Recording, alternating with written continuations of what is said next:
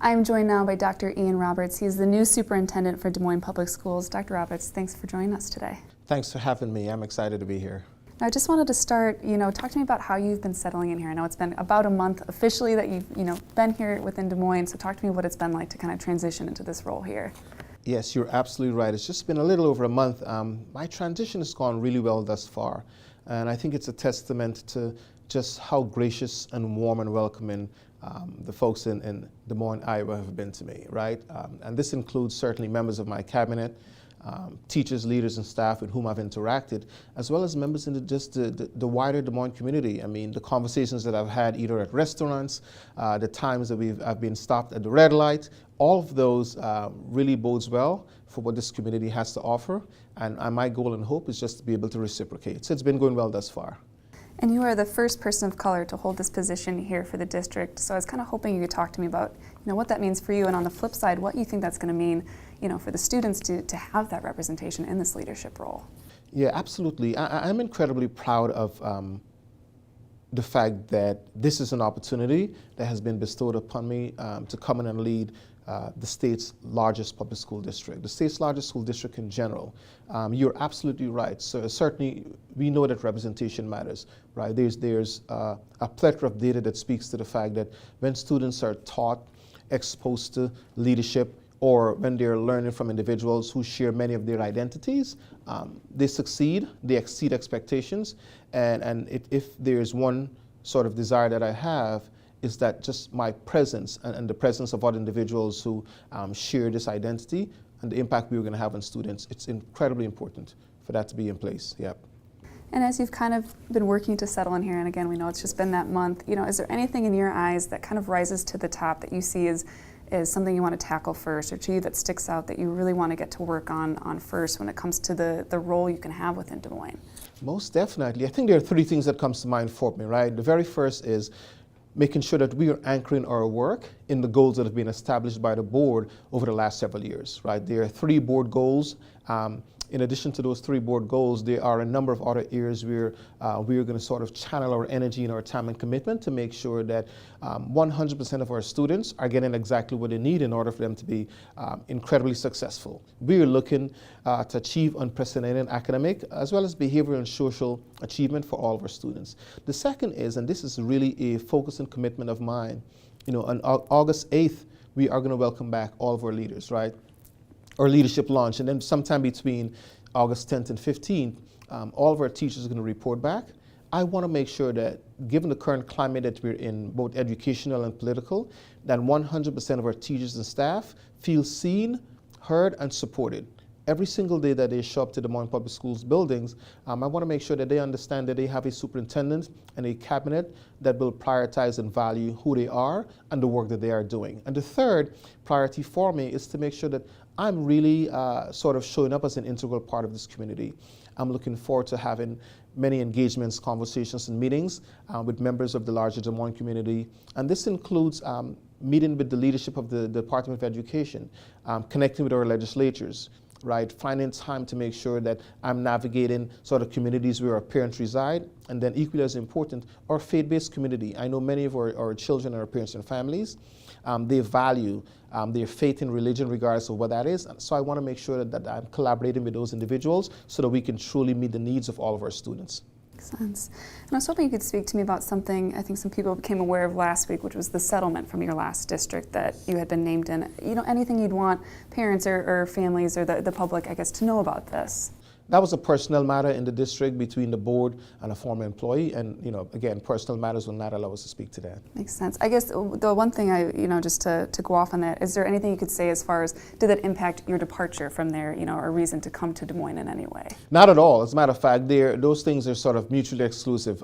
My decision to come to Des Moines Public Schools is one that is really anchored in the fact that this is an amazing opportunity and a community that certainly has so much potential, and any person who is in the superintendency right now would not pass up on such an opportunity. Absolutely, yeah. And you mentioned, the the politics in education. We saw that, a little bit in our last session here, a lot of legislation that, it had to do with education.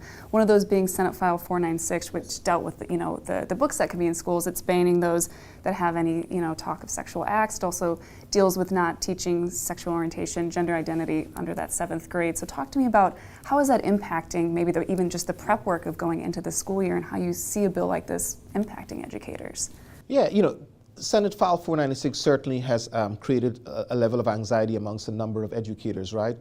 And primarily because any violation of this law certainly can have an impact on teachers, on staff, on school leaders, on the superintendent, if there is any violation of the law. But I feel incredibly confident in the conversations that I've been having thus far with members of my cabinet, with some of superintendents in the neighboring districts. This, like many other sort of laws that have been put in place that will impact education, requires a collaborative effort amongst individuals who are not necessarily only within your school system. As I think about what we are going to do moving forward is, one, we remain committed to adhering to the law. It's the law. We are going to be in compliance with the law. But what we are also committed to doing is to make sure we find a healthy balance with adhering to the law without compromising the quality of education that our students deserve and that they will get, particularly as we think about their exposure to reading materials. We know that there is a plethora of research that speaks to the fact that exposing students to quality fiction and nonfiction really improves their academic achievement and even who they become as adults. And so we are going to make sure that our students are still receiving a quality education and they have exposure to the kind of instructional and curriculum materials that enables them to do that. And does it feel like, with that being such a broad, sweeping bill, has there been enough, guidance, for districts to kind of be able to roll this out within that time frame? Is it something that feels, achievable before school begins? It is, right? And we know that it's important for us to continue to remain nimble even as the school year gets started. But prior to August 23rd, which is the very first day of school, we are going to make sure that we have something in place that really offers our teachers and leaders some guidance about how to respond and react. And another, big piece of legislation that came through this year was the education savings accounts. And, yes. We know that there's been about 17,000 approved. We're still waiting for the numbers of those remaining 11,000 to see where those kind of factor in. But I guess if you can just speak to kind of how you see all of that impacting public education, maybe not only this year, but in the years to come. Absolutely. That's a work in progress. But here's what I'll say.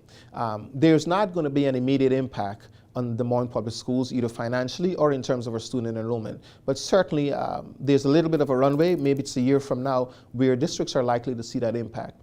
But in the interim, we plan to do a number of things and take a couple of different actions, right? The first is, one, we are going to continue to highlight all of the amazing and positive things that are happening in the Des Moines Public Schools. In doing so, the second thing that will happen is we are confident that just based on the plans that we have in place, we are looking to increase and improve our enrollment numbers. And third and finally, just the work that is happening around our sort of marketing and branding. We believe that Des Moines Public Schools should be the desired place for every student who resides in the Des Moines community, and every teacher or educator who wants to teach or lead should certainly look at Des Moines Public Schools as a place to be. And so while we know that some number of students may opt to attend a different institution, we're going to continue to work hard and feverishly to make sure that Des Moines Public Schools is the desired place. And given that there's been, legislation like this and other pieces, do you foresee in the future there being a need for the district to have a capacity at the State House, where that's, obviously through lobbyists and things of that nature to, push for what you'd like to see, versus having to be reactive to kind of what comes down from the State House? Yeah, I think the commitment to making sure that we have representation in every aspect of state decisions or legislation is important. But one commitment that I have is to make sure that I am creating space to have conversations with any member at the state government level, to have conversations with the Department of Education leaders, as well as to engage in those discussions in a collaborative way with members of the legislature, right? Again, I believe that it's going to take a collaborative effort between myself and those individuals if we're going to serve the Des Moines Public Schools students to the best of our abilities. You know, we hear a lot the impact that COVID-19 had on our students, and I know that that's still something that we're working against. So talk to me about, in your eyes, you know, some of the ways that you see that being able to be tackled within Des Moines, or what you would like to see in the coming years to kind of work against that. Yeah, thank you. So while many people tend to see COVID as sort of the kind of occurrence that provided or created such a great challenge to public education, certainly here in Des Moines Public Schools, I want us to focus more on the opportunities that COVID has provided, right? There are two things that stands out to me. One is the opportunity for us to disrupt the status quo. Right? We've seen that as a result of COVID, that we need to think about, become much more innovative and creative about how we're serving students. And then secondly, we've also seen that there is a need for us to make sure that we are engaged in prudent resource allocation if we're going to meet the needs of all of our students. Our students are knocking on our doors and coming to us at varying levels of academic achievement and abilities. And because of the resources that we were able to benefit from during COVID, we have come to recognize that there has to be some intentionality around how we are relocating our resources to meet the needs of all of our students. And so I see tremendous opportunities as a result of COVID. While we've seen some sort of learning gaps kind of like increase among certain student populations, the lessons learned during COVID really bodes well for what is to come in the future years. And anything you'd want, you know, the students to know about you, or you know, the type of person, the type of leader that you know, anticipate to be, anything you'd want them to take away from this? Absolutely. I think students will come to understand, and this has been the way that I've shown up over the last 10 years or so. I am a student-first school leader. I'm a student-first district leader. I will anchor 100% of the decisions that I make in what is best for students. At the end of every decision, I'm always asking the question, how will this benefit the students that we are serving? And equally as important, I want to make sure that every single teacher and every school leader understands that I value them, the work that they're doing, and I want to make sure that they're feeling seen, heard, and supported. And the third and final thing that I'll say, I'm incredibly accessible. Students are going to see a lot of me in their classrooms, in the schools, because I want to understand and get a good sense of how are they learning, what is the quality of education they are receiving, and what supports I need to provide to them to make sure that teachers are doing exactly what they should be doing and students are benefiting from that. And I guess if you had to, you know, name one big challenge the district's facing, or the thing that you're the most excited, I guess, to work against and you know, fight, I guess, in your role, is there anything that comes to your mind or that sticks out to you in that regard? Absolutely. That is to make sure that we are closing the gap, the achievement gap, amongst the students that we have in the district. We want to make sure that those student groups that we have historically considered marginalized students, they're achieving at significantly high levels, the same way that many of our other students who are high performing are achieving. So the first sort of challenge that I'm committed to taking on is closing the educational, academic, and achievement gap of all of our students. And I guess, you know, anything else you'd want the families, you know, the people of Des Moines to know about you, kind of the elevator pitch of what you'd want them to best understand about, you know, the person you are and what you think you're bringing to this role. Absolutely. You know, when I think about our mantra, our theme, our goal of come here and become here, I want every single parent and every student to understand that I want to make sure that not only will I, but every other adult who works here at the district office really embodies what that means. And it really speaks to the fact that it doesn't matter where you are at this time in your life or in terms of your career trajectory, but you can become whomever you want to become or whatever you want to become. And I want to be able to model that for students. I'm someone who benefited tremendously from a quality public education, someone who has come from humble beginnings.